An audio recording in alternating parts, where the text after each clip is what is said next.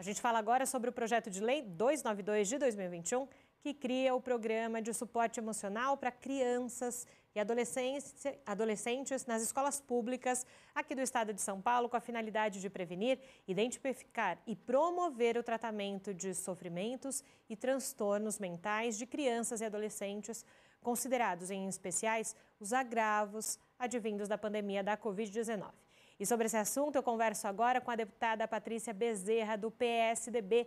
Boa tarde, deputada. É um prazer tê-la aqui no Jornal da Rede Alesp. Tudo bem com a senhora?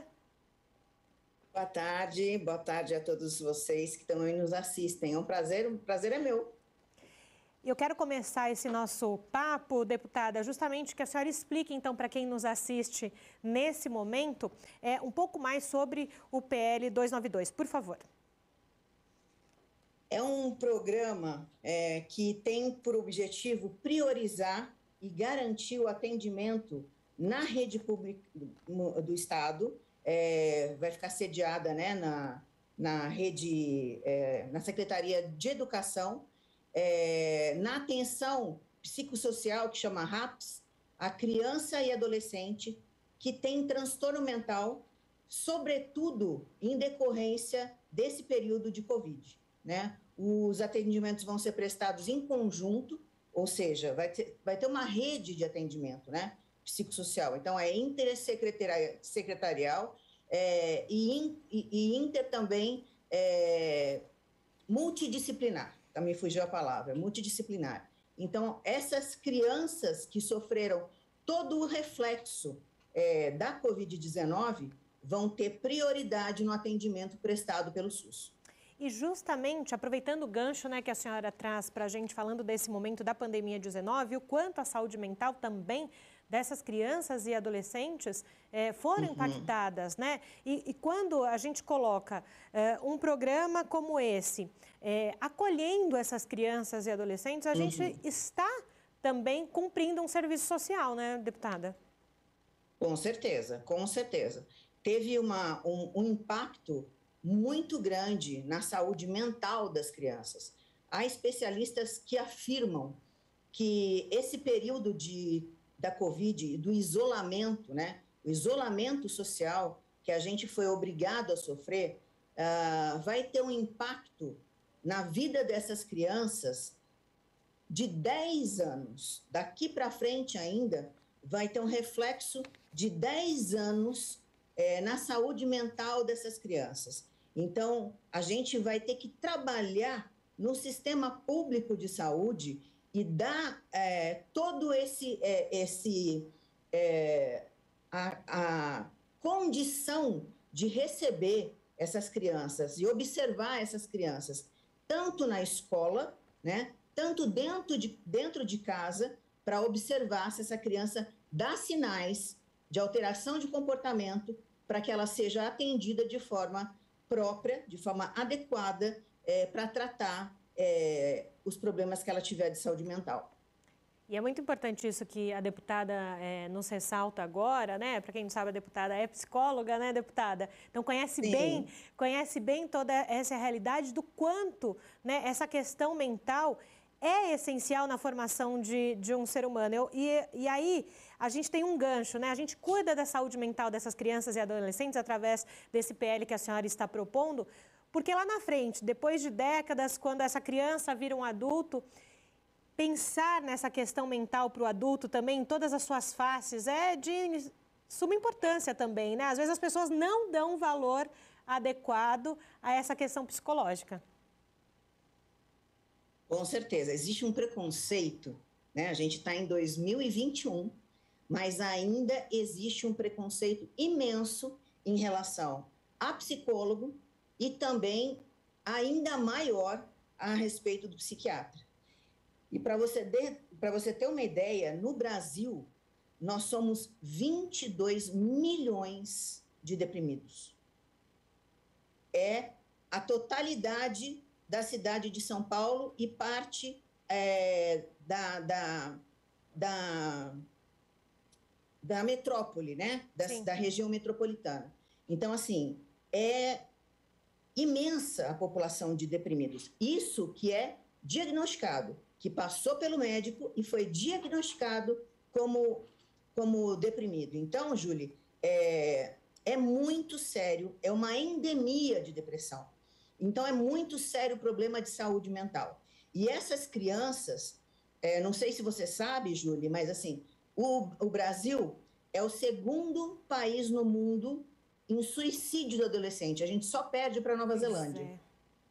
A gente só perde para a Nova Zelândia. Então, assim, se a gente não tratar a questão de saúde mental como alguma coisa, um problema de política pública, né, a gente não vai ter a resposta esperada nos próximos anos, e esse número vai eclodir de forma que a gente vai perder a juventude. A gente já tem um problema de alteração de pirâmide, né? A gente já está aí com uma pirâmide alterada naturalmente. O Brasil tem uma população maior hoje de idosos e menor de jovens, e vai se agravar porque a gente vai perder ainda mais essa camada de jovens e de adolescentes para o suicídio, se a gente não tiver atenção com isso.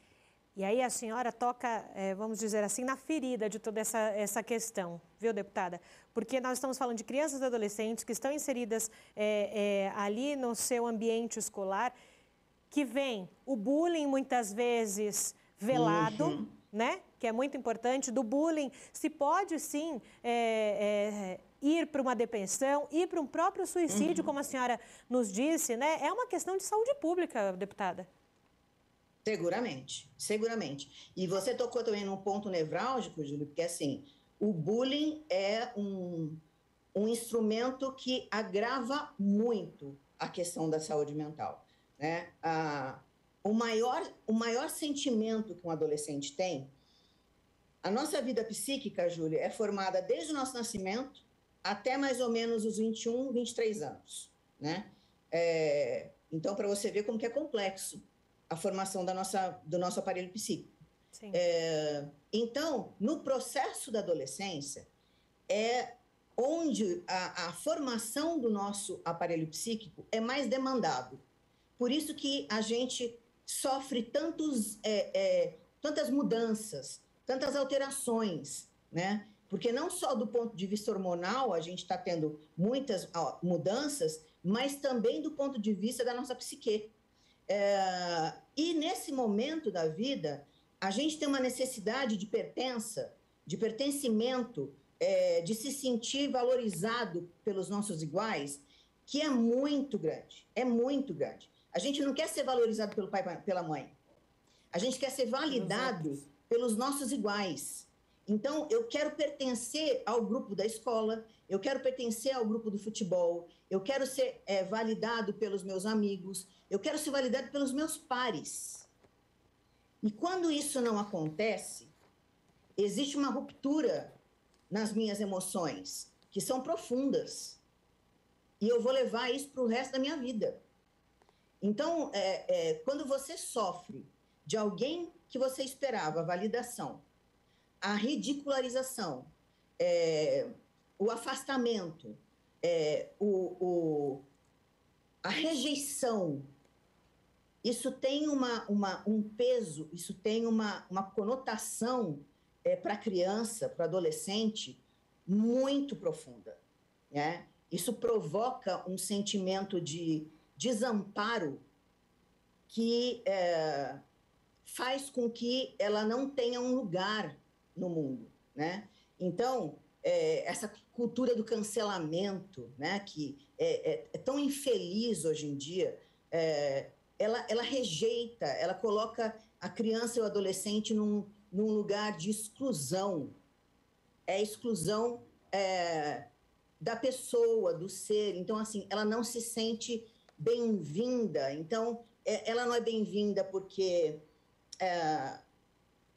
ela é feia, ela já transpassa a questão da individualidade do ser. Então, ela se sente feia, ela se sente inadequada, ela se sente inferior, ela se sente não pertencente. Então, o que eu estou fazendo aqui? Para que eu sirvo? Então, para lidar com a dor, para falar assim, eu preciso acabar com essa dor. E só tem um jeito de acabar com a dor, é deixando de existir.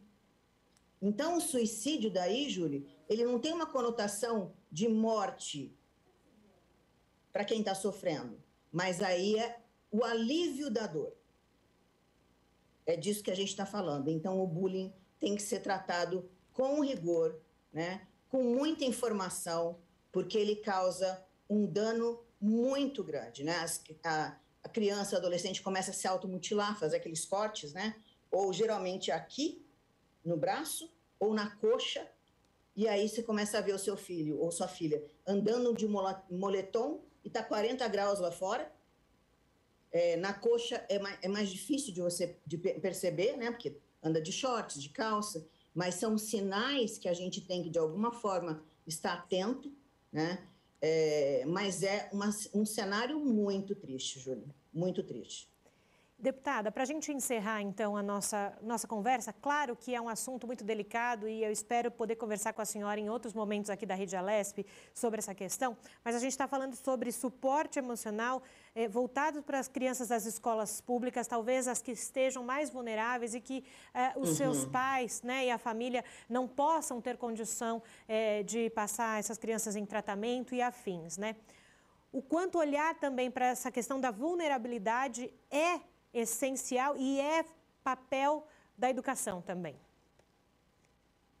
Com certeza, né? A gente está aqui oferecendo aos educadores também uma capacitação, né? Para justamente olhar esses sinais, né? Como que eu vou receber na escola uma criança, exatamente o exemplo anterior, né? Eu estou com uma criança lá que está usando moletom no verão, então tem um indício aí. Eu tenho que pesquisar, eu tenho que, de alguma forma, me aproximar dela, criar um vínculo com ela de confiança para que ela, de alguma forma, fale comigo. Então, é esse treinamento que a gente também vai dar a esse profissional da educação para que seja observado isso, para que o vínculo seja formado, para que esse ambiente da escola seja um ambiente de confiança da criança e do adolescente, né? Para que isso se forme ali e para que seja identificado nesse ambiente esses sinais de problema de saúde mental. O que a gente chama, Júlio, isso é muito importante, de problema de saúde mental para a gente vencer o preconceito. Ansiedade, depressão, síndrome do pânico, né? Essas coisas são problemas de saúde mental. A gente não está falando de psicopatologia, eu não estou falando de esquizofrenia, eu não estou falando de outras doenças que são psicoses, psicóticas, não. Eu estou falando de depressão, de ansiedade, de transtorno de ansiedade também, e de síndrome do pânico, né? Essas coisas são doenças mentais, né? Doenças mentais da modernidade. Então, isso eu tenho que observar. Tem gente, por exemplo, Júlia, que não consegue ficar na sala de aula, né? Começa a ter sudorese, começa a ter dificuldade para respirar, começa a ter vontade de ir no banheiro. O que é isso? Ansiedade? Crise de ansiedade. Então, eu tenho que observar no meu aluno e tenho que acolher o aluno. E tenho que encaminhar esse aluno para o serviço de saúde. Por quê? O que vai ajudar o aluno? Vai ajudar o aluno um processo terapêutico, mas eu vou ter que entrar com uma medicação. E quem que dá medicação? Eu não dou medicação, Ju. Eu só faço processo terapêutico. Quem que dá medicação? O psiquiatra? Então, precisa de um trabalho conjunto do psicólogo e do psiquiatra, que também acompanha esse paciente com terapia, vai vê-lo também, às vezes vai vê-lo semanalmente, dependendo do grau, vai vê-lo quinzenalmente ou mensalmente, mas também é necessário, para esse tipo de crise, para esse tipo de doença, é necessário medicação. E a gente tem que vencer o preconceito, tanto de ir ao médico, tanto de tomar a medicação. Medicação não é para o resto da vida, né? É só para recompor quimicamente aquilo que a gente não está produzindo, o hormônio que a gente não está produzindo, e depois vai melhorar, a gente vai voltar a produzir, vai voltar a ficar com a nossa saúde mental saudável. Sim. E vou deixar de usar o remédio. Mas enquanto eu estou na minha crise, eu vou precisar do remédio. Perfeito, deputada. Muito obrigada, viu, pela colaboração hoje aqui ao Jornal da Rede Alesp. Sempre um prazer tê-la por aqui. Obrigada a eu, Julie.